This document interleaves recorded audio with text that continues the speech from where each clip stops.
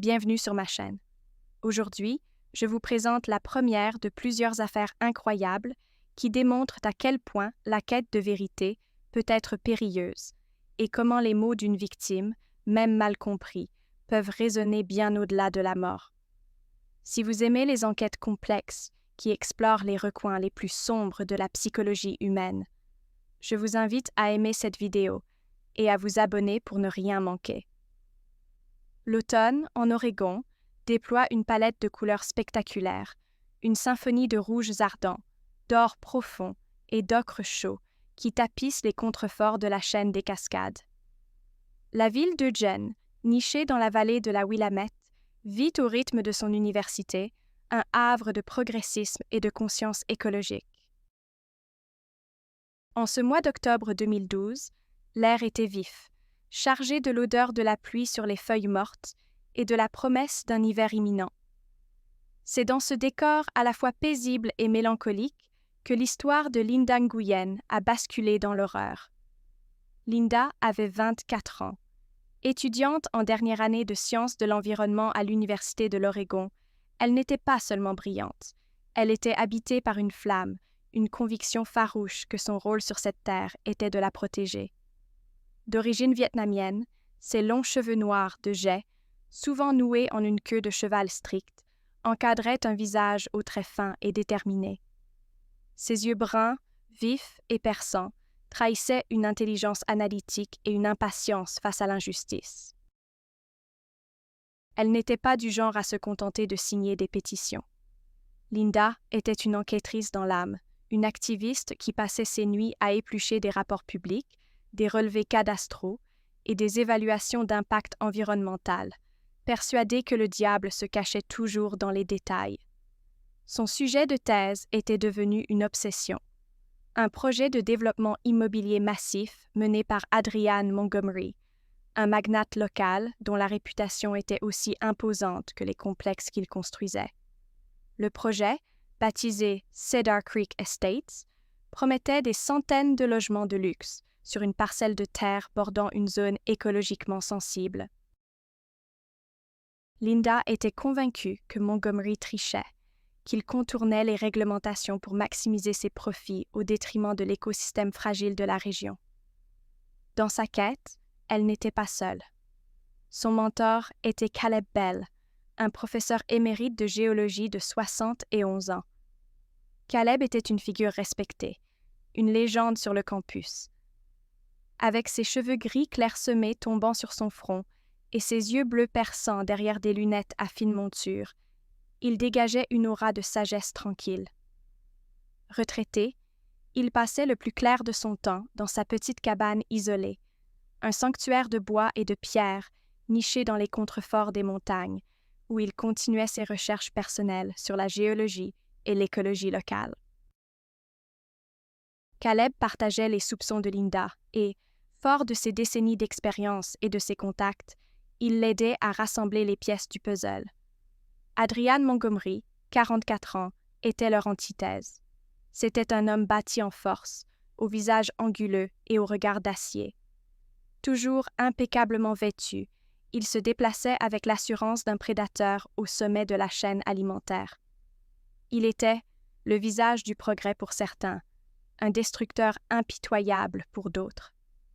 Son nom était synonyme de projets controversés, de poursuites judiciaires étouffées et d'une habileté déconcertante à faire plier les réglementations à sa volonté. La tension autour du projet Cedar Creek était montée d'un cran au cours des dernières semaines. Linda avait découvert des incohérences dans les rapports sur la qualité des sols. Des analyses qu'elle avait fait effectuer discrètement sur des échantillons d'eau prélevés en aval du site avaient révélé des niveaux anormaux de certains produits chimiques industriels. Elle sentait qu'elle était proche de quelque chose de majeur, quelque chose qui dépassait la simple fraude administrative. Un sentiment d'urgence, teinté d'une paranoïa grandissante, s'était emparé d'elle. Elle avait l'impression d'être observée, que ses appels étaient écoutés. Ses amis mettèrent cela sur le compte du stress de fin d'études, mais Linda savait que ce n'était pas que dans sa tête.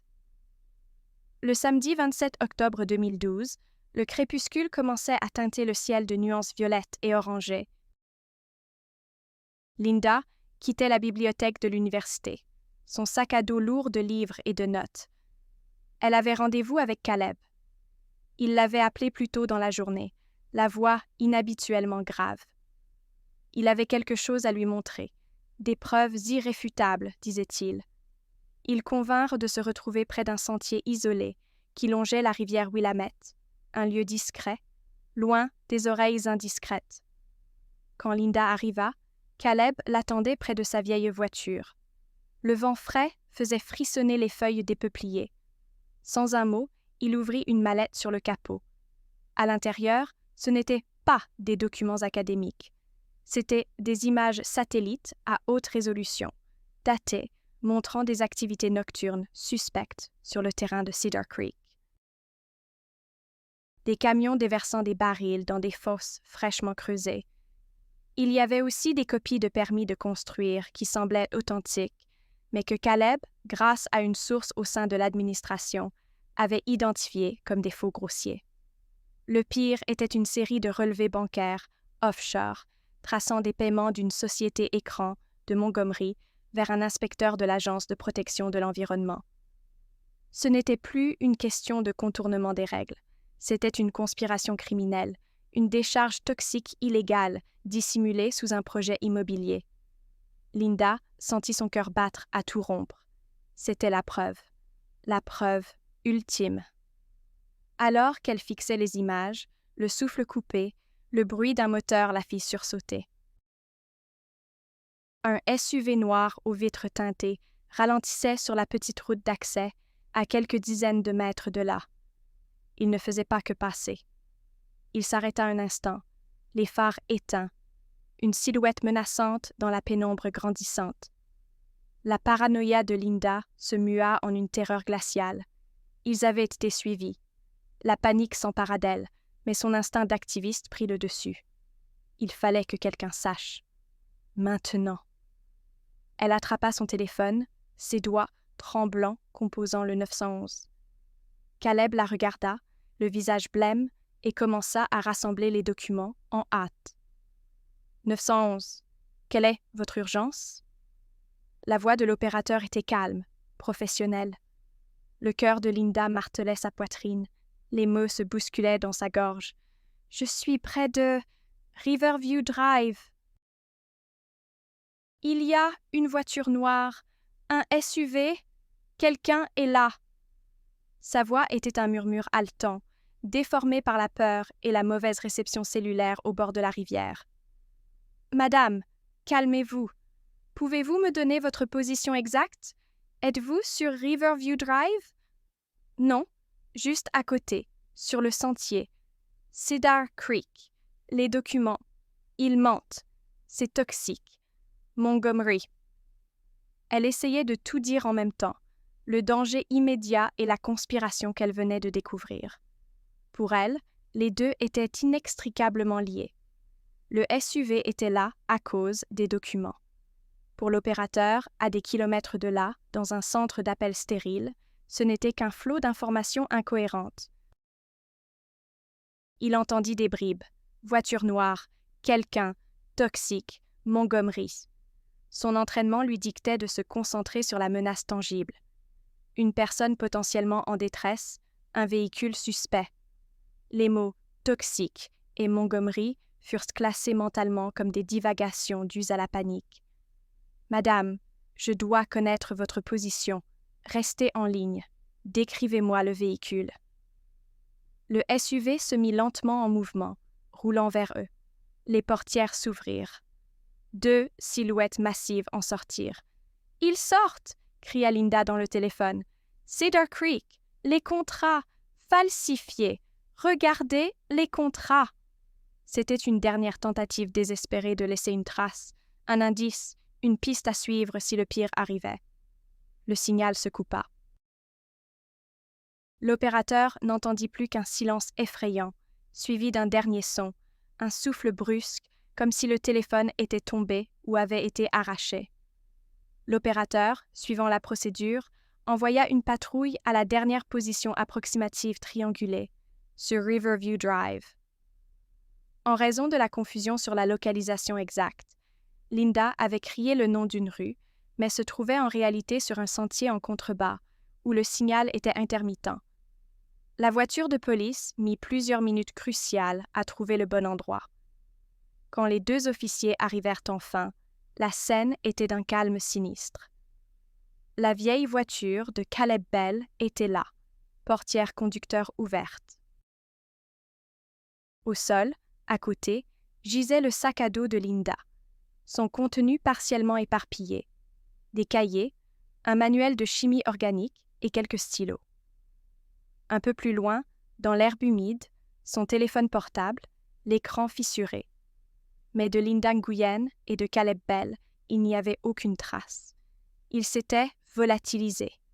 L'enregistrement de l'appel de Linda, avec ses mots fragmentés, son urgence mal comprise et son souffle final, devint la pièce à conviction numéro 1 d'une enquête qui commençait à peine, et le cauchemar durable des enquêteurs qui allaient passer des mois à essayer de déchiffrer son dernier message désespéré. Les premières 48 heures d'une enquête sur une disparition sont les plus critiques. Les enquêteurs du bureau du shérif du comté de Lane le savaient. La scène près de la rivière Willamette fut immédiatement bouclée.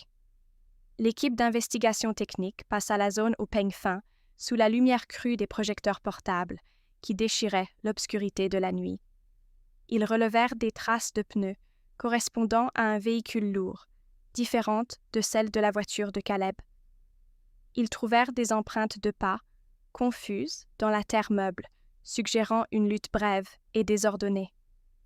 Le sac à dos et le téléphone de Linda furent placés dans des sacs à sceller pour une analyse forensique. Chaque centimètre carré fut photographié, chaque brindille retournée. Mais les indices physiques étaient minces. Le vent et l'humidité automnale avaient déjà commencé à effacer les traces les plus fragiles. L'enquête se concentra d'abord sur Linda. Sa colocataire, interrogée dans leur petit appartement près du campus, la décrivit comme une jeune femme intense, totalement absorbée par sa thèse. Elle confirma son obsession pour Adrienne Montgomery et son projet, mentionnant que Linda était devenue de plus en plus secrète et nerveuse ces derniers temps. Elle parla de Caleb Bell comme de son mentor, le seul à qui elle faisait entièrement confiance. Le nom de Montgomery fit immédiatement surface. Les enquêteurs se rendirent à son bureau, un bâtiment de verre et d'acier au centre-ville. Montgomery les reçut avec une façade de coopération polie, flanquée de son avocat. Il admit connaître le nom de Linda Nguyen, la qualifiant d'étudiante zélée et de jeune activiste mal informée qui s'opposait à son projet. Il affirma avoir un alibi en béton pour la soirée du 27 octobre, un dîner de charité avec une douzaine de notables de la ville, dont le maire. Son avocat coupa court à toute question plus poussée. Montgomery était un homme puissant, protégé par un rempart juridique quasi impénétrable. Il était une personne d'intérêt, mais sans preuve tangible, il restait intouchable. Pendant ce temps, l'enregistrement de l'appel au 911 était disséqué dans un laboratoire audio. Les techniciens appliquèrent des filtres pour réduire le bruit de fond, isolant la voix paniquée de Linda. La première transcription était un chaos de mots décousus. Les enquêteurs s'accrochèrent aux éléments les plus clairs, voiture noire, SUV. La piste d'un enlèvement opportuniste par des criminels de passage semblait la plus plausible. Les références à Cedar Creek, Toxic et Montgomery furent notées mais considérées comme le produit de l'obsession de Linda, des pensées parasites projetées dans un moment de terreur pure. L'échec de communication entre Linda et l'opérateur était flagrant, une tragédie de malentendus qui laissait les enquêteurs avec plus de questions que de réponses. Puis, 3 jours après la disparition de Linda, l'affaire prit une tournure encore plus sombre. Le doyen du département de géologie de l'université contacta la police. Le professeur Caleb Bell, habituellement ponctuel et fiable, avait manqué 2 rendez-vous et ne répondait plus à ses appels ni à ses courriels. Sa voiture étant toujours sur la scène de crime, l'inquiétude monta d'un cran. Une patrouille fut envoyée à son domicile principal à Eugene, une maison modeste dans un quartier résidentiel calme. Elle était vide. Le courrier s'accumulait sur le perron. Ce fut la mention, par un de ses anciens collègues, de sa « cabane d'écriture » dans les montagnes qui constitua la première véritable percée. Les enquêteurs obtinrent l'adresse et une équipe fut dépêchée sur place. La cabane se trouvait au bout d'un chemin de terre caouteux, isolé au milieu d'une forêt dense de sapins de Douglas. De l'extérieur, rien ne semblait anormal. Mais à l'intérieur, les enquêteurs découvrirent le véritable centre névralgique des recherches de Caleb Bell. La petite cabane n'était pas un lieu de retraite paisible, c'était un quartier général de guerre. Les murs étaient couverts de cartes topographiques de la région de Cedar Creek, criblées d'épingles et d'annotations. Une table était jonchée de dossiers méticuleusement organisés. Ce que les enquêteurs y trouvèrent dépassait leurs pires soupçons et recontextualisait entièrement l'appel paniqué de Linda. Caleb n'était pas seulement un mentor, il était un enquêteur chevronné qui utilisait ses connaissances en géologie et ses contacts pour monter un dossier accablant contre Montgomery. Il y avait des dossiers entiers contenant les images satellites que Linda avait vues, des analyses chimiques de l'eau effectuées par des laboratoires indépendants et les faux permis de construire.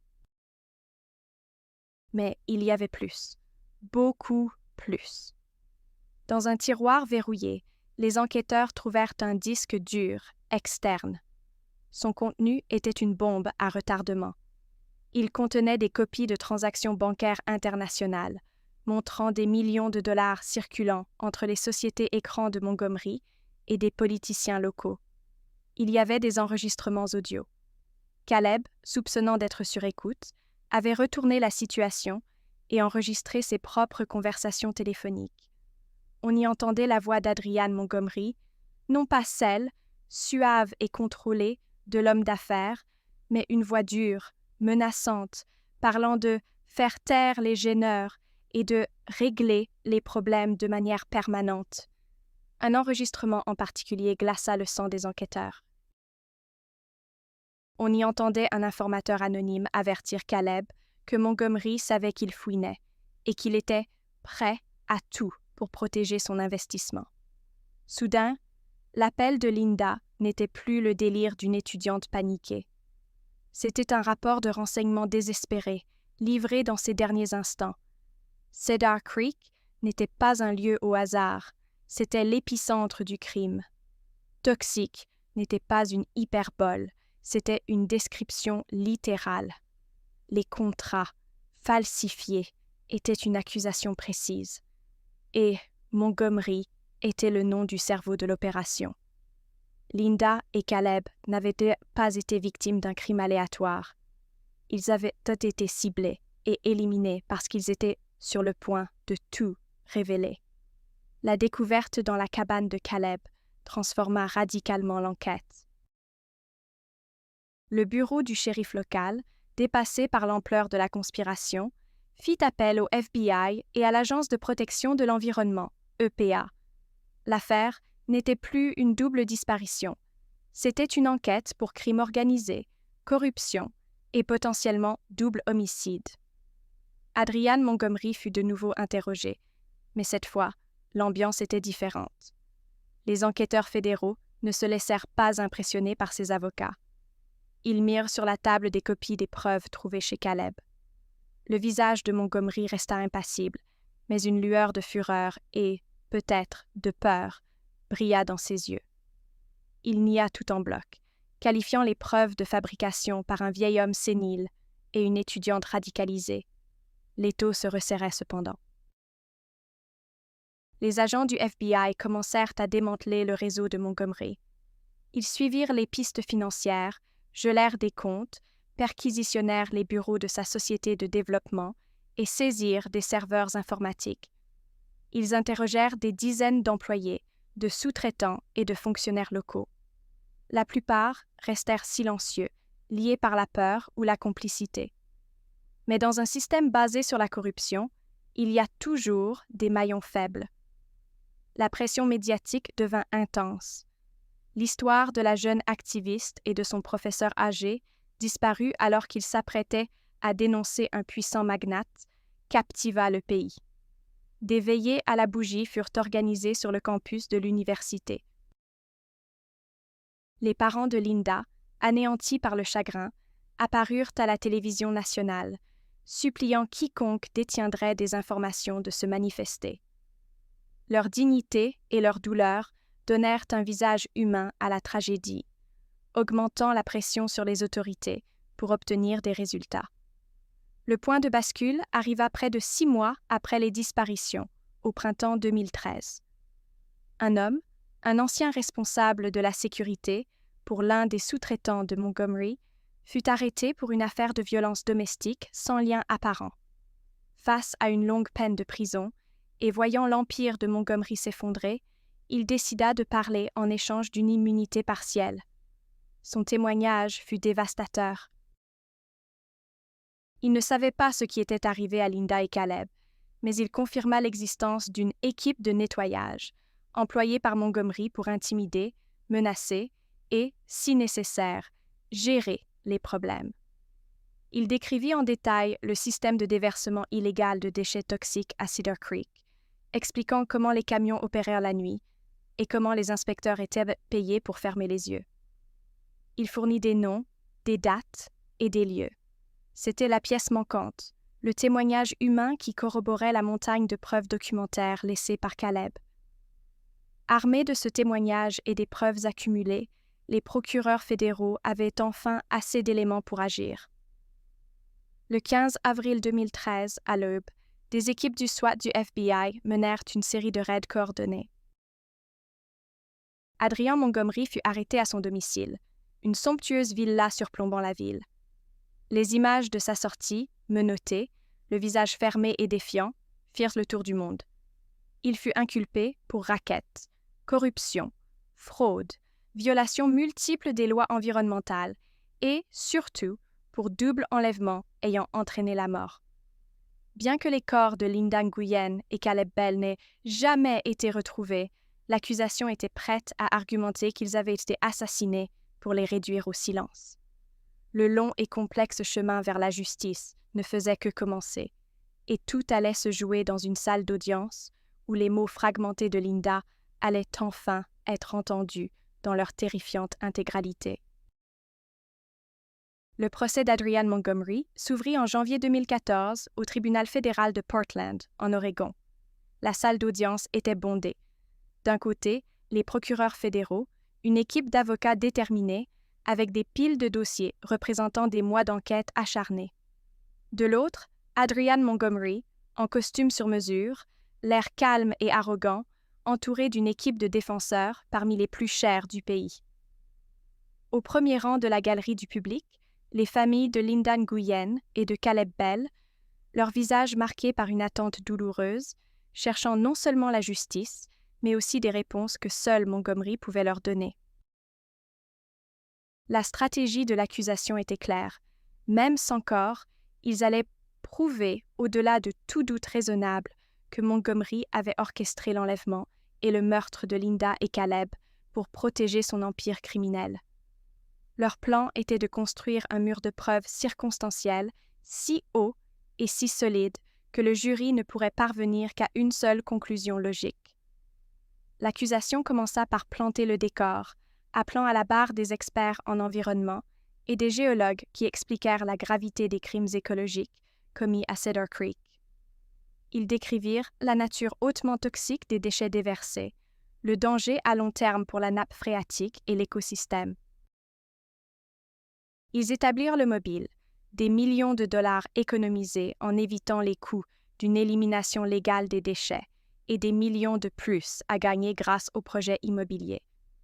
Ensuite, ils présentèrent les preuves méticuleusement rassemblées par Caleb Bell. Les images satellites furent projetées sur un grand écran, les relevés bancaires disséqués par un expert comptable judiciaire, et les faux permis de construire exposés comme des fraudes évidentes.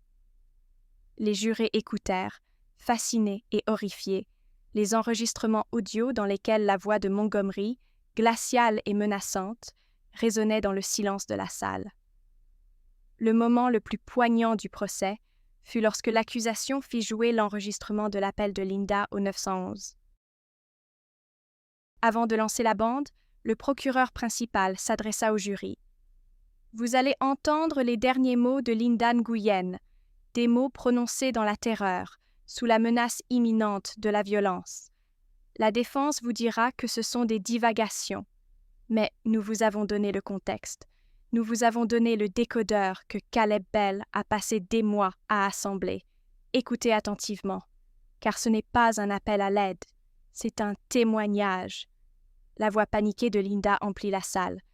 Ces mots fragmentés. « Cedar Creek, les documents, ils mentent, c'est toxique. » Montgomery n'était plus confus. Ils étaient d'une clarté effrayante.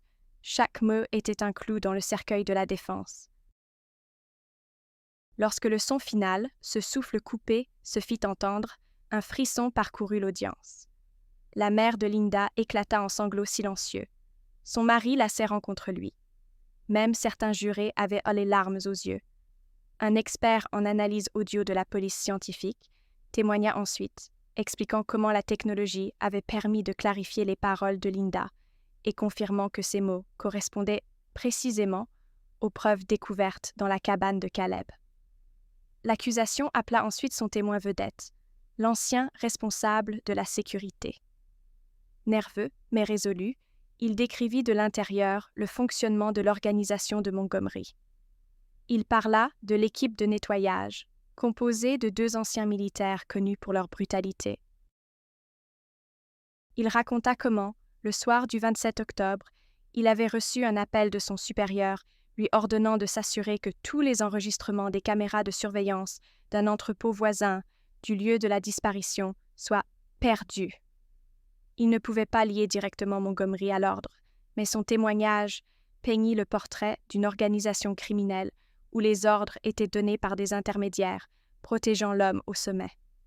La défense, face à cette montagne de preuves, adopta une stratégie agressive. Ils attaquèrent chaque élément comme étant purement circonstanciel. Pas de corps, pas d'armes du crime, pas de témoins oculaires de l'enlèvement.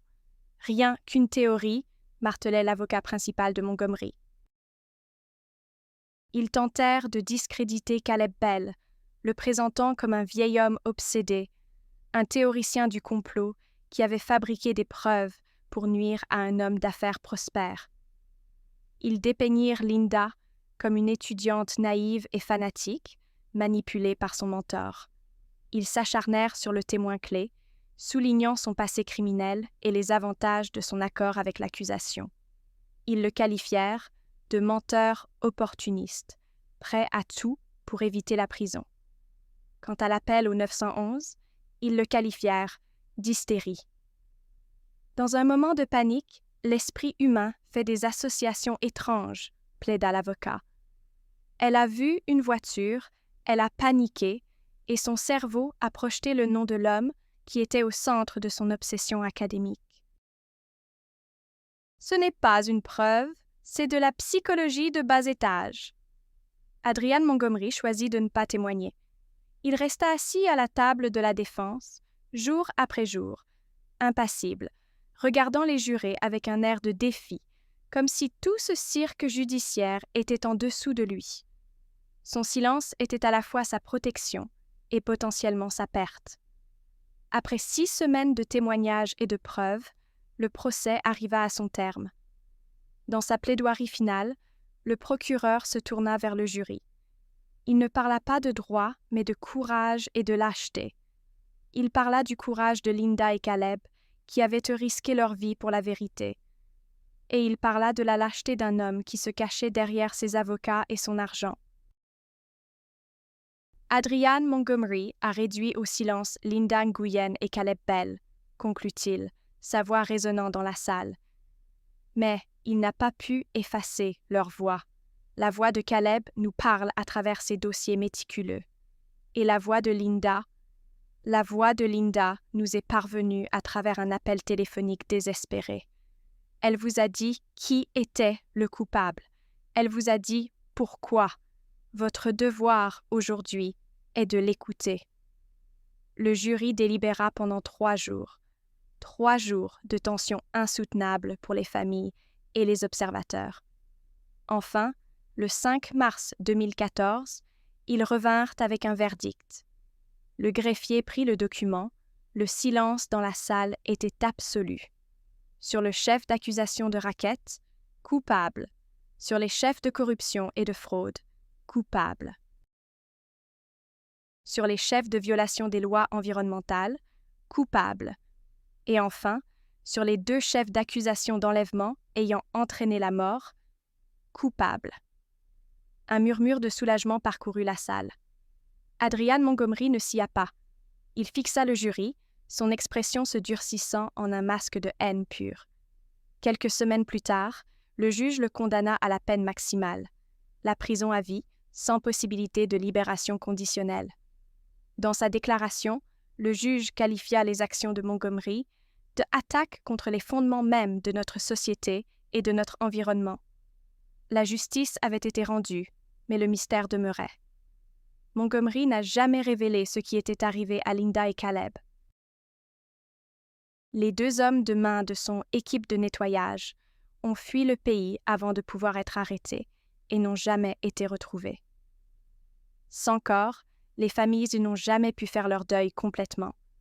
Le site de Cedar Creek fut déclaré zone sinistrée par l'EPA et un long et coûteux processus de nettoyage fut entamé, financé par la saisie des actifs de Montgomery. L'entreprise de Montgomery fit faillite et plusieurs fonctionnaires corrompus furent condamnés à des peines de prison. L'affaire laissa des cicatrices profondes. Les enquêteurs impliqués dans les premières heures de l'enquête restèrent hantés par l'appel de Linda, se demandant s'ils auraient pu agir différemment, plus vite. L'opérateur du 911, bien que blanchi de toute faute professionnelle, quitta son poste peu de temps après, incapable de supporter le poids de ce malentendu fatal. À l'Université de l'Oregon, la mémoire de Linda Nguyen et de Caleb Bell fut honorée. Une bourse d'études en journalisme d'investigation environnementale fut créée à leur nom, pour encourager d'autres étudiants à suivre leur chemin courageux. Leur histoire est devenue une légende locale, un avertissement sur le prix de la vérité et le pouvoir de la cupidité. Leurs corps n'ont jamais été retrouvés, mais leur héritage, lui, est bien vivant, porté par la conviction qu'une voix, même étouffée, peut finir par déclencher un séisme. Cette affaire nous rappelle que derrière chaque crime se cache une histoire humaine complexe, faite de courage, de trahison et des conséquences irréversibles de nos choix. Le combat de Linda et Caleb pour la vérité leur a coûté la vie, mais leurs efforts n'ont pas été vains. C'était la première des affaires d'aujourd'hui. Mais attendez, j'ai une autre histoire incroyable pour vous. Le 15 août 2017, la chaîne des Blue Ridge Mountains, en Caroline du Nord, se parait de ses plus belles couleurs estivales. Un voile de brume matinale s'accrochait encore au sommet verdoyant, promettant une journée chaude et humide, typique de la fin de l'été dans les Appalaches. C'est dans ce décor à la fois majestueux et intimidant que Christine Rodriguez, 26 ans, et Mark Griffin, 25 ans, s'apprêtaient à entamer une nouvelle aventure. Leur Toyota RAV4 gris foncé était garé au bout d'un chemin de terre à peine visible depuis la route principale, une de ces sentes que seuls les locaux ou les explorateurs les plus déterminés connaissent. Christin, avec sa chevelure rousse flamboyante et ses yeux bleus pétillants d'intelligence, était l'étincelle créative du couple. Graphiste indépendante, elle voyait le monde à travers une lentille d'esthétique et de possibilités. Elle aimait les énigmes, les mystères, les histoires qui se cachaient derrière les apparences. C'était elle qui avait conçu les symboles cryptiques qu'ils utilisaient dans leur jeu. Elle qui transformait une simple randonnée en une quête épique. Mark, grand et athlétique, était son ancre dans la réalité. Instructeur en survie, il possédait une connaissance encyclopédique de la nature et une approche pragmatique de chaque défi. Son calme et sa logique complétaient parfaitement l'imagination débordante de Christine. Ensemble, ils formaient une équipe redoutable, passionnée par les jeux de rôle en grandeur nature ou l'ARP et les défis de survie qui repoussaient les limites du corps et de l'esprit. Ce jour-là, leur projet était ambitieux. Suivre une piste oubliée menant à une ferme abandonnée, au cœur de la forêt, un lieu qui, selon leurs recherches, n'était répertorié sur aucune carte moderne. Ils prévoyaient d'y passer 2 nuits, testant leurs compétences et vivant une expérience qu'ils documenteraient pour leur blog et la communauté en ligne qui suivait leurs exploits. Ils avaient tout préparé avec une méticulosité quasi militaire. Leur sac à dos, posé sur la banquette arrière, contenait des rations pour plusieurs jours, un système de purification de l'eau, des trousses de premiers secours et du matériel de bivouac. Pourtant, dans le coffre, d'autres sacs, plus grands et plus lourds, semblaient attendre un usage ultérieur, comme si ce premier périple n'était qu'un prélude. Alors que Marc vérifiait une dernière fois leur itinéraire sur une carte topographique, Kristen riait en ajustant son sac. Pour eux, ce n'était pas une simple randonnée, mais une immersion, une performance. Ils avaient laissé des indices à leur propre intention, une série de petites énigmes à résoudre en chemin pour pimenter l'aventure.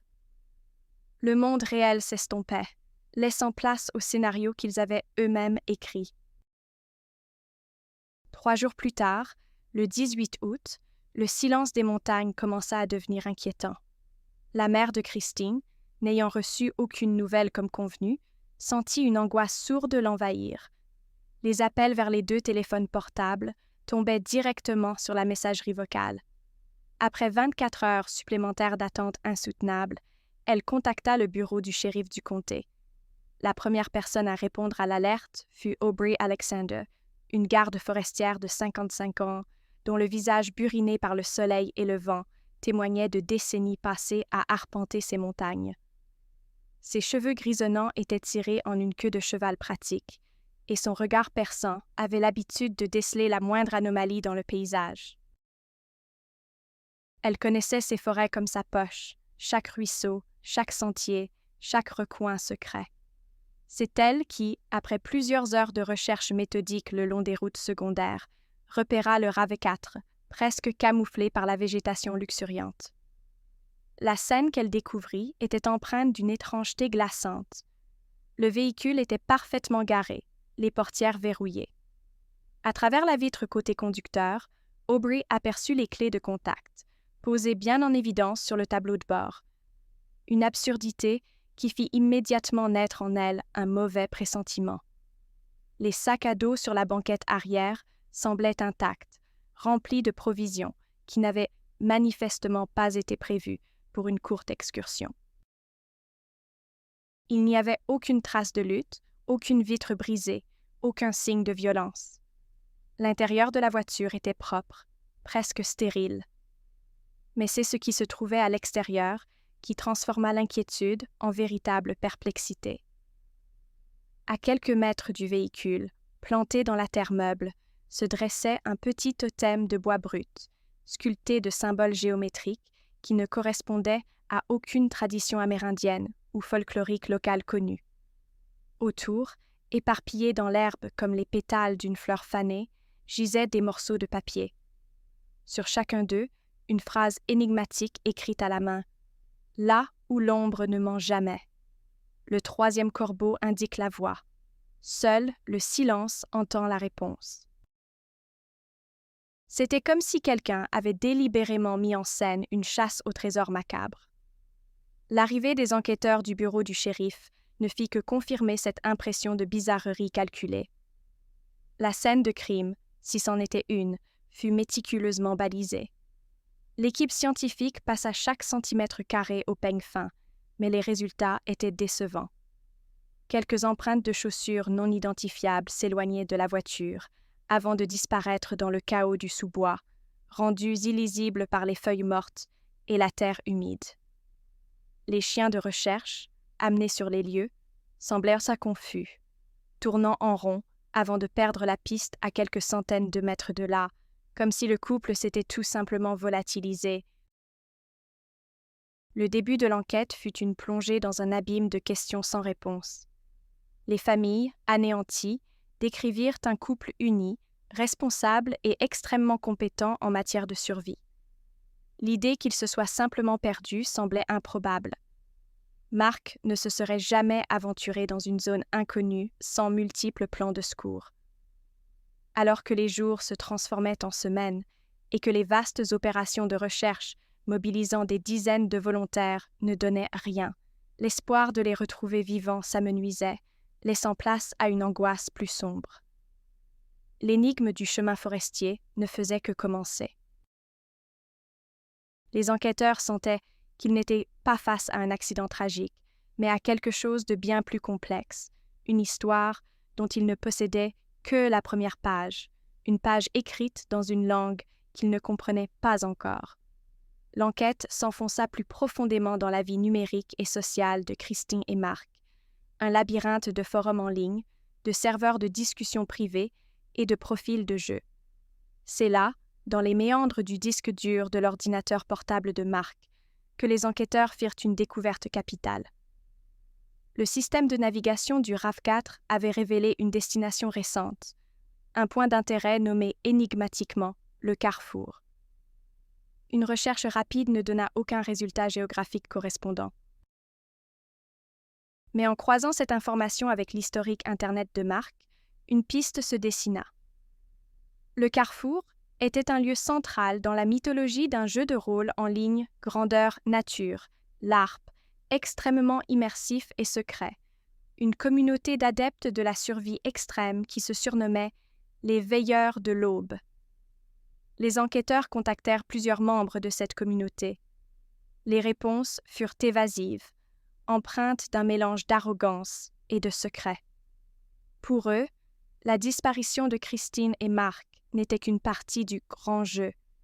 Certains suggérèrent qu'ils avaient réussi une extraction, un terme du jeu signifiant disparaître sans laisser de traces pour réapparaître dans une autre cellule du réseau.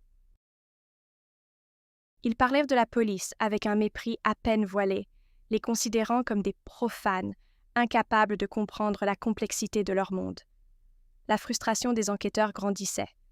Étaient-ils face à une communauté qui couvrait un crime ou à des joueurs tellement déconnectés de la réalité qu'ils ne mesuraient pas la gravité de la situation? Les symboles sur le totem et les notes correspondaient parfaitement à l'iconographie des Veilleurs de l'Aube. Tout portait à croire que le couple avait mis en scène sa propre disparition dans le cadre de ce jeu. Mais jusqu'où étaient-ils allés? Et si quelqu'un d'autre, un autre joueur, avait décidé de changer les règles en cours de route? Un nouvel élément vint encore compliquer l'affaire. Sur un chêne massif près de la voiture, un des techniciens de la police scientifique découvrit une gravure presque invisible, recouverte de mousse, une série de coordonnées GPS. Elle menait les enquêteurs à plusieurs kilomètres de là, au cœur d'un dédale rocheux, réputé inaccessible. Au pied d'une falaise, cachée sous une pierre plate, ils trouvèrent une petite boîte en fer-blanc rouillé. À l'intérieur, une carte dessinée à la main sur un morceau de cuir jauni. Elle semblait dater de plusieurs décennies et représentait une section de la forêt qui ne correspondait à aucune carte officielle. Des lieux aux noms étranges y étaient inscrits: le repos du serpent, la source silencieuse et plusieurs zones cerclées de rouge, marquées comme refuge. Cette carte n'appartenait pas à l'univers des Veilleurs de l'Aube. C'était autre chose, une couche de mystère supplémentaire, plus ancienne et plus tangible. C'est cette carte qui les conduisit à interroger Todd Wallace. L'historien reclus vivait dans une cabane en rondins, à la lisière de la forêt nationale. Un ermite moderne entouré de livres anciens et de cartes jaunies. À 69 ans, avec ses longs cheveux gris et sa barbe broussailleuse, il ressemblait à un prophète de l'Ancien Testament.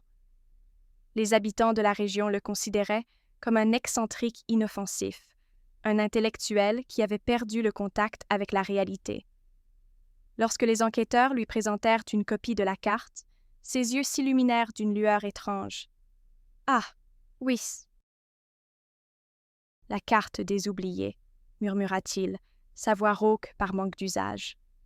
Il expliqua que depuis des générations, des rumeurs persistantes faisaient état de petites communautés autonomes vivant en autarcie dans les replis les plus profonds et inaccessibles des montagnes. Des familles qui avaient fui la société pendant la Grande Dépression, des déserteurs, des anarchistes, des gens qui voulaient simplement qu'on les laisse tranquilles. Il les appelait les oubliés. Selon lui, ces groupes avaient leur propre culture, leurs propres lois et un profond mépris pour le monde extérieur. Il n'avait aucune preuve de leur existence, seulement des récits folkloriques et des anomalies cartographiques comme celle-ci.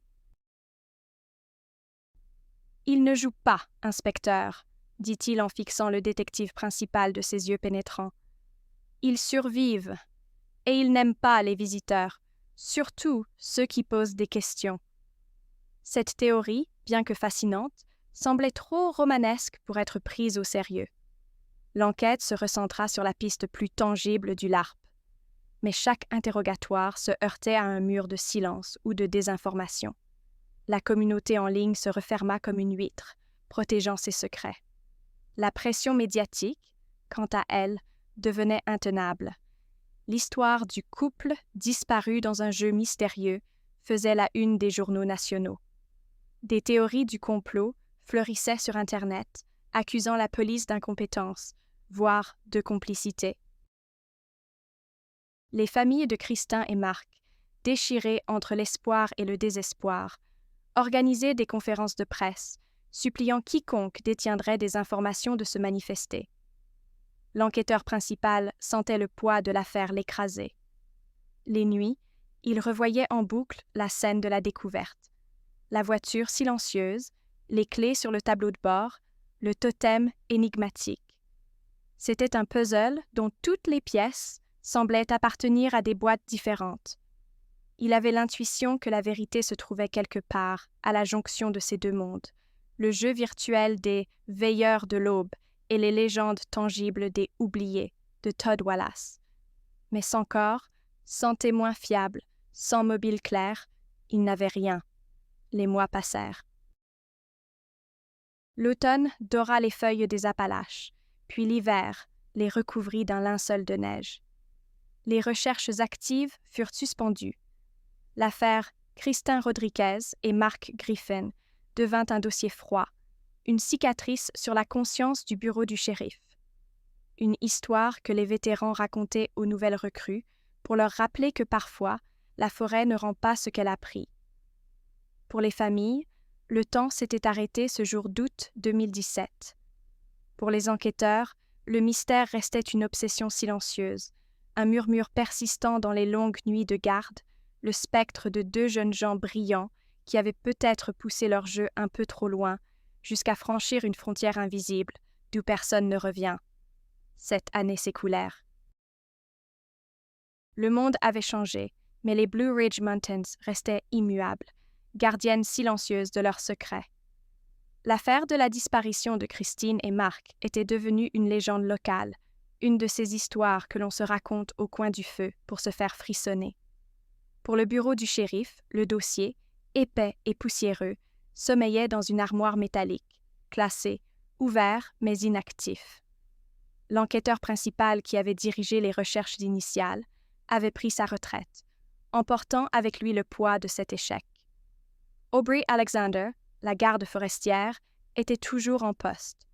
Ses cheveux étaient maintenant presque entièrement blancs, et de nouvelles rides sillonnaient son visage, carte topographique d'une vie passée au grand air. Au printemps 2024, lors d'une inspection de routine dans un secteur reculé et rarement visité du parc national, une zone que même les randonneurs les plus aguerris évitaient en raison de son terrain accidenté, elle remarqua quelque chose d'inhabituel. Dissimulée par un rideau de rhododendrons sauvages et presque entièrement recouverte par la végétation, se dressait la structure d'une vieille cabane en bois.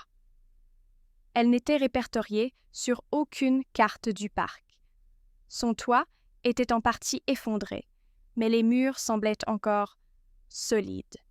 Poussée par la curiosité et un instinct aiguisé par des décennies de service, elle se fraya un chemin à travers les ronces. La porte, disloquée, pendait sur un seul gond. L'intérieur était sombre et sentait le renfermer, la terre humide et le bois en décomposition. La lumière qui filtrait à travers les fissures du toit révélait une scène figée dans le temps. Sur une table rudimentaire, une gamelle en métal et une tasse.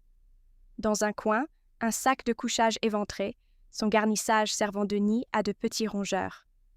Mais ce qui attira son attention, ce fut une malle métallique, rangée sous une couchette de fortune. Elle était fermée par un cadenas rouillé. Avec la hachette de sa ceinture, Aubrey le fit sauter. À l'intérieur, protégés de l'humidité par des sacs en plastique, se trouvaient des équipements de camping, des vêtements et 2 carnets à la couverture de cuir.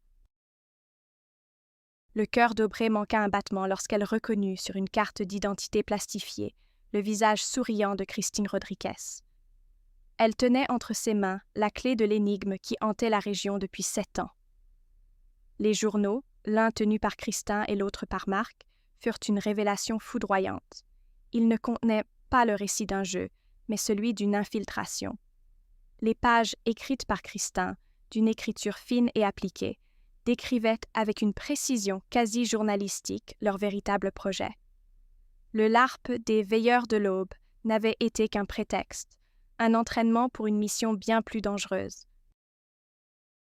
Fascinés par les légendes rapportées par Todd Wallace, qu'ils avaient contactées des mois avant leur disparition, sous couvert d'un projet universitaire, ils avaient décidé de prouver l'existence des communautés recluses des montagnes.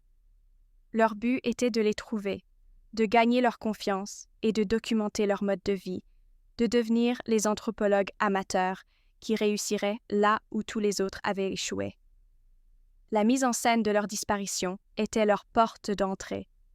Ils pensaient qu'en se présentant comme des fugitifs, des personnes cherchant à rompre avec la société, ils seraient plus facilement acceptés.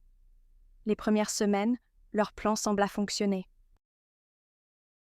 Les écrits de Marc, plus techniques et factuels, détaillaient comment ils avaient survécu seuls pendant près d'1 mois, se déplaçant lentement vers les zones indiquées sur la vieille carte, jusqu'à ce qu'ils soient finalement découverts par un groupe d'hommes armés. Ils avaient été conduits, les yeux bandés, vers une petite colonie cachée dans une vallée encaissée. Une communauté d'une 20aine de personnes, vivant en autarcie complète, méfiante et régie par des règles strictes. Les journaux décrivaient leur fascination initiale pour ce mode de vie radical, cette déconnexion totale du monde moderne. Mais peu à peu, la fascination laissa place à une inquiétude grandissante. Christine écrivait « Ils ne sont pas de simples survivalistes. Il y a une dureté dans leurs yeux, une violence latente. Ils ne fuient pas le monde, ils le haïssent. Le jeu est terminé, Marc. Ceci est réel, trop réel. » Le tournant se produisit lorsqu'ils découvrirent la véritable nature des activités économiques de la communauté. Au cœur de leur campement, dissimulé dans une grotte, se trouvait un alambic clandestin de taille industrielle, produisant de l'alcool de contrebande. Plus loin dans la forêt, ils tombèrent sur des parcelles de terrain soigneusement entretenues où poussaient des plants de cannabis et de pavots à opium. Cette communauté n'était pas un groupe d'idéalistes, mais une organisation criminelle bien rodée. Le dernier enregistrement dans le journal de Marc était daté du 28 septembre 2017. Il était bref et presque illisible, écrit à la hâte. Ils savent. Un des leurs nous a vus près des champs. Le chef, un homme qu'ils appellent Silas, nous a convoqués. Il n'y a pas d'issue. On a caché les journaux dans la vieille cabane du trappeur. Si quelqu'un lit ça, ne faites pas la même erreur que nous. Certaines portes ne devraient jamais être ouvertes. La dernière page du carnet de Christin contenait une seule phrase, griffonnée avec une écriture tremblante. Le jeu est devenu la réalité. et nous ne sommes plus des invités. Nous sommes des témoins. Armés de ces révélations, les enquêteurs organisèrent une opération d'une envergure sans précédent. Guidés par les descriptions des journaux et les coordonnées approximatives, des équipes spécialisées furent téléportées dans la zone. Après 2 jours de recherches intensives, ils trouvèrent les vestiges du campement. Il était abandonné depuis des années. Les cabanes tombaient en ruine, la nature reprenant lentement ses droits. Mais derrière l'une des structures, ils firent une découverte macabre. Plusieurs tombes sommaires, marquées de simples pierres.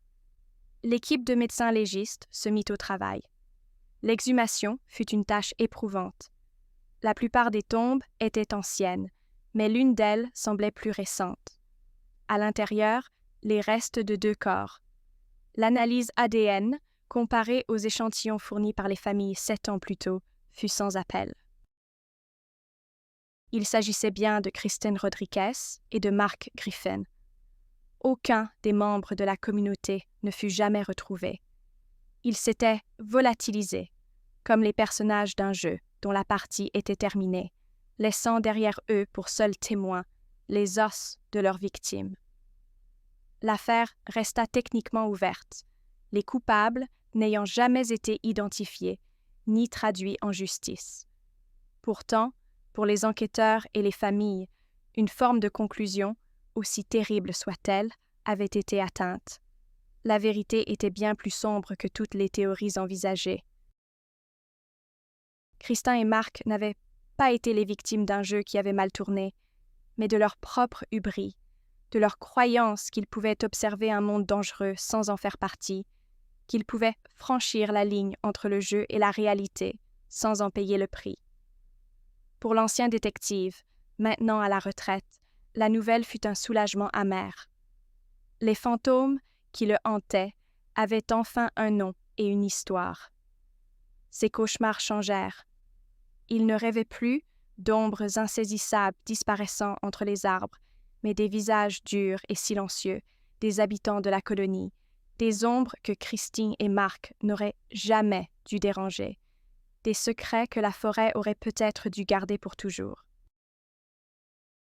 La justice n'avait pas été rendue par un tribunal, mais par la découverte d'une vérité tragique, rappelant que les conséquences d'un jeu trop sérieux peuvent être aussi finales et irrévocables que la mort elle-même. Et maintenant, nous arrivons au dernier cas, mais non le moins fascinant, de la vidéo d'aujourd'hui. Cette histoire vous emmènera dans les rues pavées et sous les chênes couverts de mousse de Savannah, en Géorgie, une ville où le passé n'est jamais vraiment mort. C'est un récit qui explore les recoins les plus sombres de la psyché humaine, une affaire qui a laissé les enquêteurs perplexes pendant une décennie et qui prouve que parfois, le mal le plus insidieux ne laisse aucune trace visible. C'est l'histoire de la maison numéro 23 et du silence qui a régné un matin d'automne. Le 27 octobre 2008 s'est levé sur Savannah avec une fraîcheur inhabituelle pour la saison. L'air, habituellement lourd et humide, était vif, porteur des premières promesses de l'hiver. Dans le quartier historique, où des demeures antébellum se dressent comme des sentinelles silencieuses du temps, la vie suivait son cours paisible. C'est dans ce décor à la beauté gothique que se trouvait la maison numéro 23, une structure imposante et légèrement décrépite, dont les volets semblaient toujours à moitié clos, comme des paupières lourdes gardant de vieux secrets. C'était la demeure de Debra Hayes. Debra, à 53 ans, était une énigme pour son voisinage. Artiste de talent, elle peignait des toiles complexes et sombres, des paysages tourmentés et des portraits où les yeux des sujets semblaient contenir des univers de tristesse. Elle vivait seule, une silhouette solitaire et gracieuse que l'on voyait rarement. Elle avait hérité de la maison numéro 23 de ses parents, une maison qui, selon les rumeurs locales, avait été une pension de famille au début du siècle, théâtre de plusieurs événements tragiques jamais élucidés. Debra semblait faire corps avec la maison, aussi discrète et chargée d'histoire qu'elle.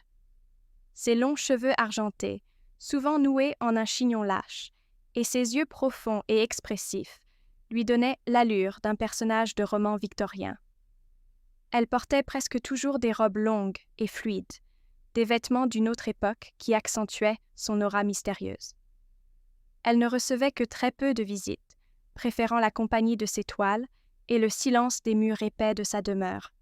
La seule exception à cette solitude était Juanita Kelly. À 58 ans, Juanita était tout le contraire de Debra. Volubile, chaleureuse et profondément ancrée dans la communauté. Elle tenait une petite boutique d'antiquités à quelques rues de là, un lieu charmant, rempli de trésors du passé, où les habitants aimaient venir bavarder. Juanita et Debra s'étaient se lier d'amitié des années auparavant, une amitié improbable entre l'ombre et la lumière. Juanita était devenue le lien de Debra avec le monde extérieur. Chaque lundi matin, sans faute, elle lui apportait des provisions, un journal et un peu de conversation. C'était un rituel, un point d'ancrage dans la vie solitaire de l'artiste. Ce lundi 27 octobre, Juanita suivit sa routine habituelle. Elle gara sa vieille Volvo devant le portail en fer forgé de la maison numéro 23 et, panier en osier à la main, gravit les quelques marches usées du perron. Elle frappa à la lourde porte en chêne, une fois, puis deux. Aucun son ne lui parvint de l'intérieur. C'était étrange. D'habitude, Debra l'attendait et la porte s'ouvrait presque immédiatement. Juanita sentit une première pointe d'inquiétude. Elle appuya sur la sonnette, un carillon rauque qui résonna dans le silence. Toujours rien. Elle fit le tour de la maison, scrutant les fenêtres. Tous les volets étaient fermés, sauf un, celui du grand salon du rez-de-chaussée. En se hissant sur la pointe des pieds, Juanita jeta un œil à travers la vitre poussiéreuse. La scène qu'elle découvrit la figea sur place. La lumière pâle du matin filtrait à travers les rideaux de dentelle, éclairant le salon encombré de toiles et de livres. Assise dans son fauteuil à oreilles en velours grenat, Debra Hayes était là. Elle était parfaitement immobile, la tête légèrement penchée sur le côté, comme si elle s'était assoupie en lisant. À côté d'elle, sur une petite table de service, une tasse de thé en porcelaine était posée, vide. La scène était d'un calme absolu, presque pictural. Mais il y avait quelque chose de terriblement faux dans cette quiétude. Juanita appela le nom de son amie, sa voix étouffée par la vitre. « Debra? Debra, tu m'entends ?» Le silence fut sa seule réponse. Une panique glaciale s'empara d'elle. Elle sortit son téléphone portable de son sac, ses doigts tremblants composant le 911. Les premiers à arriver furent 2 agents de la police de Savannah, suivis de près par une ambulance. La porte d'entrée était verrouillée de l'intérieur, le pêne dormant solidement engagé. Il n'y avait aucun signe d'effraction. Après avoir échoué à obtenir une réponse, les policiers durent de forcer la porte arrière, celle de la cuisine, qui était également verrouillée. L'air à l'intérieur était frais et stagnant, imprégné d'une légère odeur de térébenthine, de poussière et d'autres choses, une fragrance florale, subtile et difficile à définir. Dans le salon, la scène était exactement telle que Juanita l'avait décrite. Les ambulanciers se précipitèrent vers Debra, mais un simple contact suffit à confirmer leur crainte. Elle était froide, rigide. Le médecin légiste de permanence fut appelé sur les lieux. Tandis que les techniciens de la police scientifique commencèrent leur travail méticuleux, l'inspecteur en chef, un homme d'expérience au visage buriné par des années d'enquête, observait la scène avec une perplexité croissante. Rien ne clochait, et c'était précisément cela qui était troublant. Il n'y avait aucune trace de lutte. Les meubles étaient à leur place, les piles de livres intactes, les toiles appuyées contre les murs sans le moindre désordre. Rien n'avait été volé. Un collier de perles était posé sur une commode à la vue de tous, et le portefeuille de Debra, contenant de l'argent et des cartes de crédit, était dans son sac à main, sur une chaise voisine. Les fenêtres étaient toutes fermées et verrouillées de l'intérieur. C'était un huis clos parfait. L'examen préliminaire du corps ne révéla rien. Aucune blessure apparente, pas de marque sur le cou, pas de contusion, pas de signe d'overdose. Elle semblait s'être simplement éteinte dans son sommeil. Mais Deborah Hayes était en bonne santé pour son âge, selon une Juanita en larmes, interrogée dans une voiture de patrouille.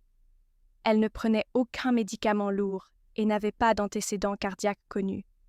L'hypothèse d'une mort naturelle semblait peu probable. Alors que le corps de Deborah était délicatement placé dans une housse mortuaire et emporté, les enquêteurs se retrouvèrent face à un mur de silence, un puzzle dont il manquait la pièce maîtresse. La maison numéro 23 venait de livrer un nouveau secret, et l'enquête ne faisait que commencer. L'autopsie de Deborah Hayes fut menée le lendemain par le médecin légiste en chef du comté de Chatham.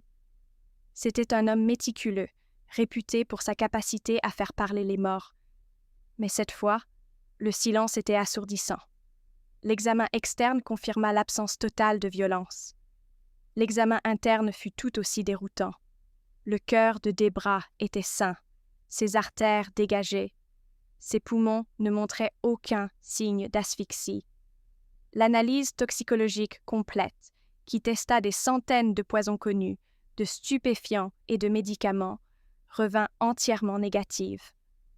Après 3 jours d'analyse exhaustive, le pathologiste dut rendre un verdict qu'il détestait. Cause du décès indéterminée. Il y avait cependant une note de bas de page dans son rapport, une observation qui le troublait personnellement. Lors de l'examen initial, il avait noté, tout comme les policiers, cette faible odeur florale émanant des vêtements de la victime. C'était une senteur exotique, presque suave, qu'il n'arrivait pas à identifier. Elle ne correspondait à aucun parfum commercial, ni à aucune fleur commune dans la région. Faute de pouvoir la lier à quoi que ce soit de tangible, la note resta une simple curiosité, une anomalie dans un dossier déjà frustrant. Pour les enquêteurs, cette conclusion était un désastre. Sans cause de décès, il n'y avait pas de crime. Et sans crime, il n'y avait pas d'enquête pour homicide. Pourtant, leur instinct leur hurlait que la mort paisible de Deborah Hayes n'avait rien de naturel. Ils décidèrent de poursuivre leurs investigations sous le sceau d'une mort suspecte, une désignation qui leur donnait une certaine marge de manœuvre. Ils retournèrent à la maison numéro 23, la fouillant de la cave au grenier, avec une précision chirurgicale. Ils prélevèrent des échantillons de poussière, des fibres, des empreintes digitales. Ils examinèrent la tasse de thé, espérant y trouver des résidus, mais elle était propre, comme si elle venait d'être rincée. Les résultats du laboratoire ne firent qu'épaissir le mystère. Les seules empreintes trouvées dans la maison appartenaient à Deborah et à Juanita Kelly. Aucune trace dentière. L'enquête se tourna alors vers l'entourage de la victime, aussi restreint fut-il. Juanita Kelly fut de nouveau entendue. En proie à un chagrin immense, elle raconta tout ce qu'elle savait. Elle parla de la nature de plus en plus recluse de Deborah au cours des derniers mois. Elle semblait effrayée, confia-t-elle aux inspecteurs, sa voix brisée.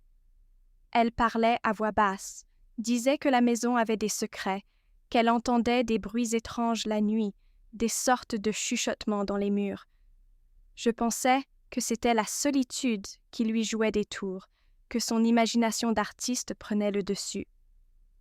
Ces révélations peignaient le portrait d'une femme en proie à la paranoïa, mais cela n'expliquait toujours pas sa mort.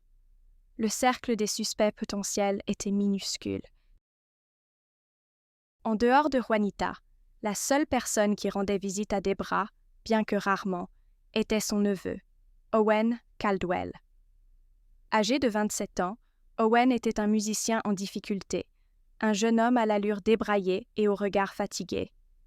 Il vivait à Atlanta et ne venait à Savannah que sporadiquement, officiellement pour prendre des nouvelles de sa tante. Mais les quelques voisins qu'il avait aperçus avaient une autre opinion. Ils le décrivaient comme pressant, presque avide. Il était de notoriété publique qu'Owen avait des dettes et que Debra était sa seule famille, et par conséquent son unique héritier. Convoqué pour un interrogatoire, Owen se montra sur la défensive. Il affirma qu'il aimait sa tante, mais son ton manquait de conviction. « C'était une femme étrange, » dit-il, en passant une main dans ses cheveux longs et gras. Elle vivait dans son monde, avec ses fantômes et sa peinture. Je venais m'assurer qu'elle allait bien, c'est tout. Interrogé sur son alibi pour la nuit du 26 au 27 octobre, il affirma avoir été dans son appartement à Atlanta, en train de composer, seul. Un alibi impossible à vérifier. Les enquêteurs le pressèrent sur ses finances. Il admit être en difficulté, mais nia avec véhémence toute implication dans la mort de sa tante. « Vous croyez que j'ai fait quoi? Que je l'ai effrayée à mort? C'est ridicule. » Son motif était évident, mais les moyens et l'opportunité restaient purement spéculatifs. Sans la moindre preuve matérielle, il n'était qu'un suspect parmi d'autres, si tant est qu'il y en ait eu d'autres. C'est alors qu'un troisième personnage entra en scène, de manière inattendue. Seth Andrews, un professeur d'histoire à la retraite de 73 ans, vivait à 2 maisons de celle de Debra. C'était un homme frêle, aux yeux bleus perçants derrière des lunettes épaisses, connu dans le quartier pour son excentricité et sa connaissance encyclopédique de l'histoire locale. Apprenant l'enquête en cours, il se présenta de lui-même au poste de police, une vieille sacoche en cuir usé à la main. Dans la salle d'interrogatoire, il déballa son savoir avec une précision quasi obsessionnelle.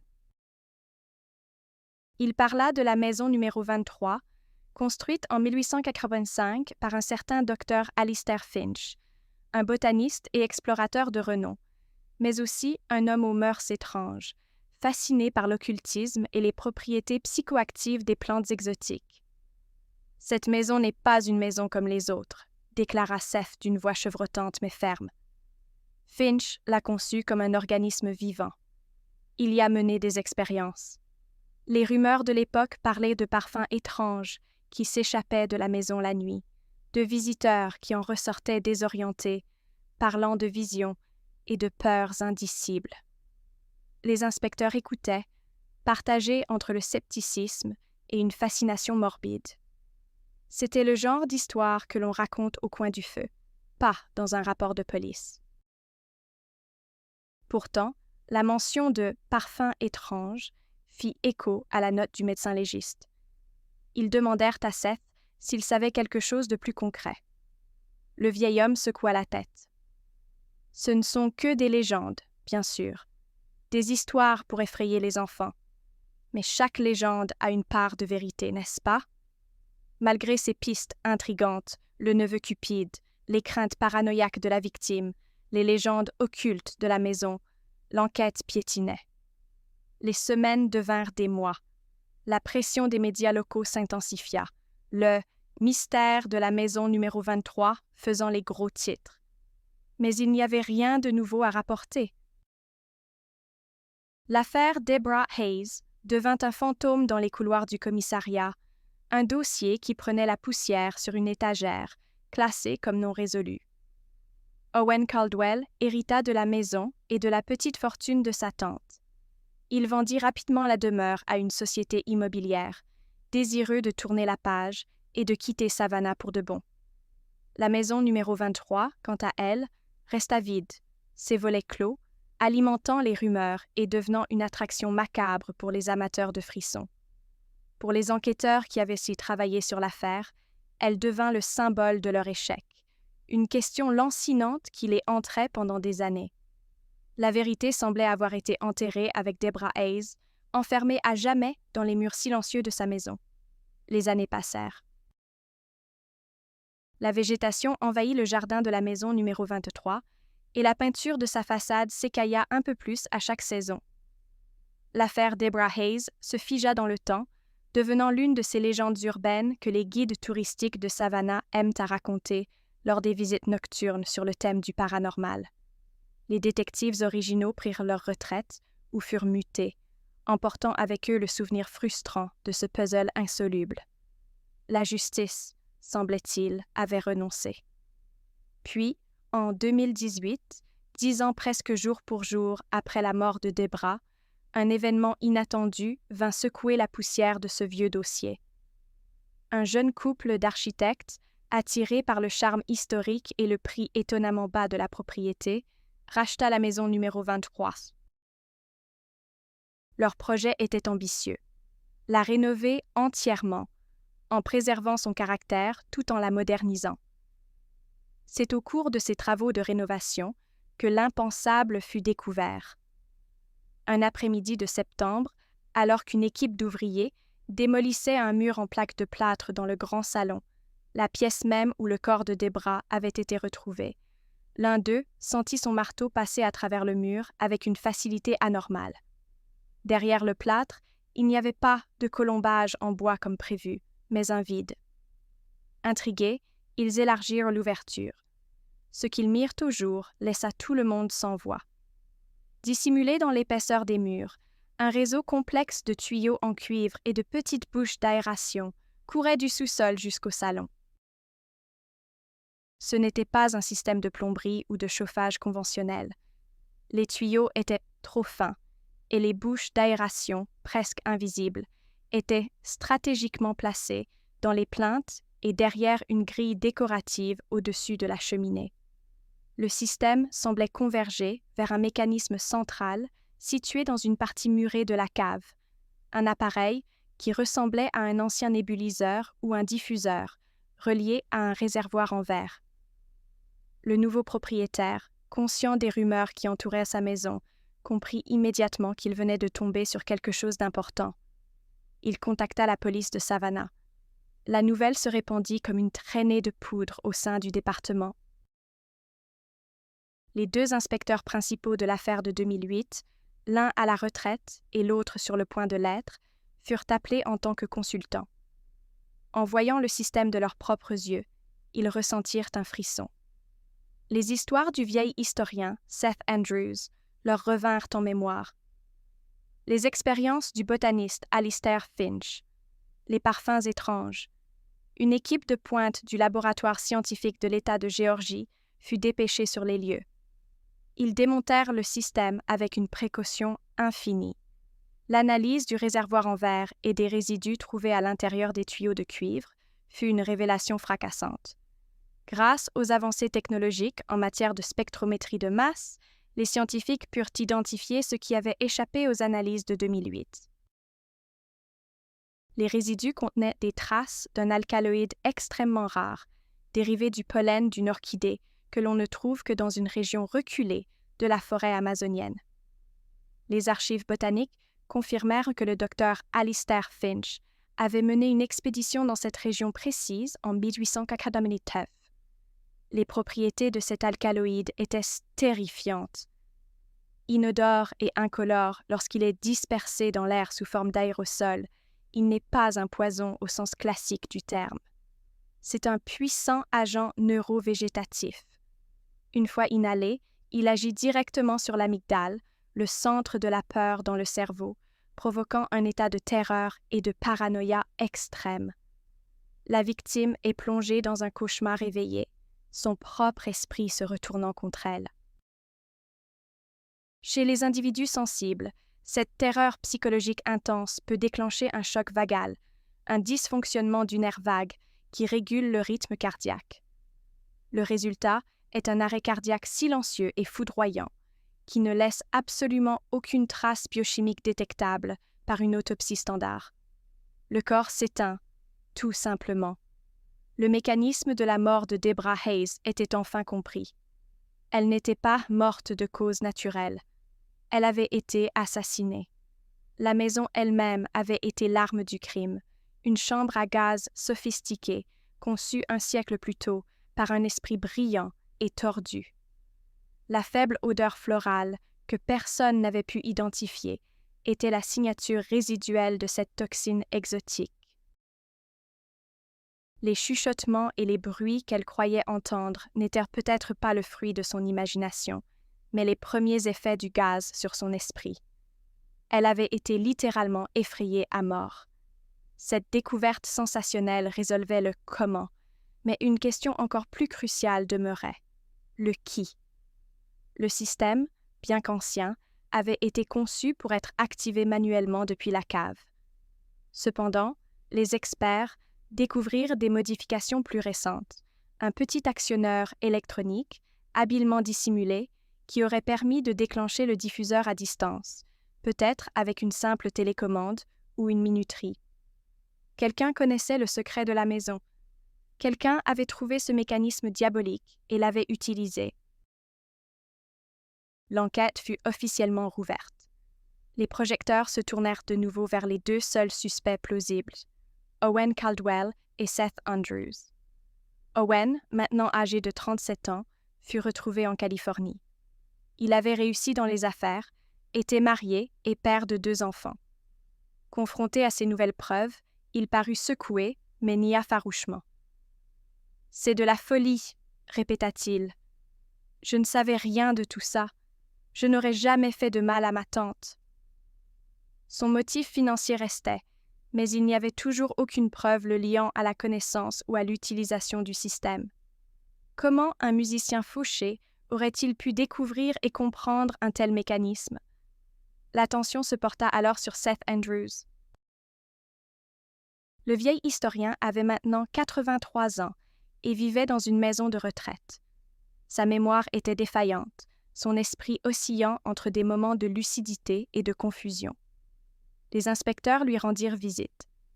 Lorsqu'ils lui parlèrent du système de ventilation, une lueur brilla dans ses yeux bleus.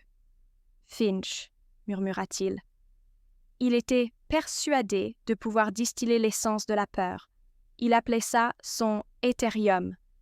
Il pensait que c'était une porte vers une autre perception. Il en savait plus que ce qu'il avait dit à l'époque. Mais savait-il comment l'activer? Avait-il pu, par une sorte de jalousie d'historien ou une obsession macabre, vouloir tester la légende? Son état de santé et son âge avancé rendaient difficile de l'imaginer en train de manipuler un tel dispositif.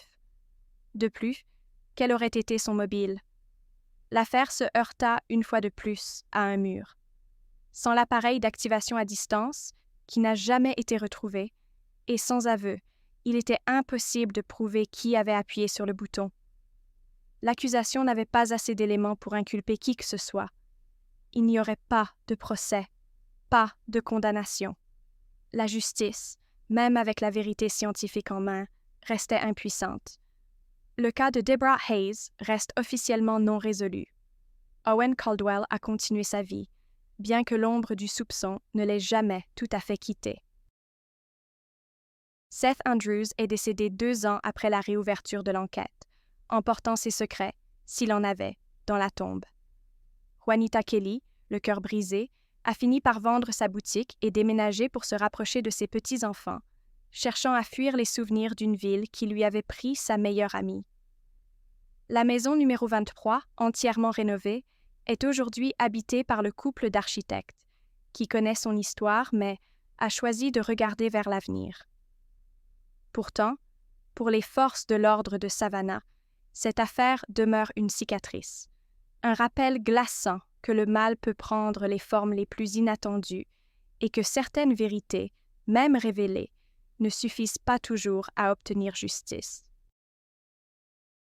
La mort de Deborah Hayes est une histoire de trahison et de manipulation, où le véritable coupable pourrait bien être le poids de l'histoire elle-même, murmurant ses secrets mortels à travers les murs d'une vieille maison. Et c'est ainsi que se referme le dernier des cas d'aujourd'hui.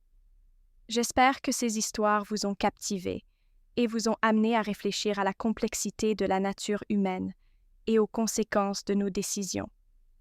Chacun de ces cas nous rappelle à quel point la frontière entre le bien et le mal peut être fragile et combien la justice est essentielle dans notre société. Merci d'avoir passé ce temps avec moi à explorer ces récits fascinants, bien que tragiques. Si la vidéo vous a plu, n'oubliez pas de laisser un pouce bleu et de vous abonner à ma chaîne. Chaque semaine, je vous propose de nouvelles affaires qui ne vous laisseront pas indifférents.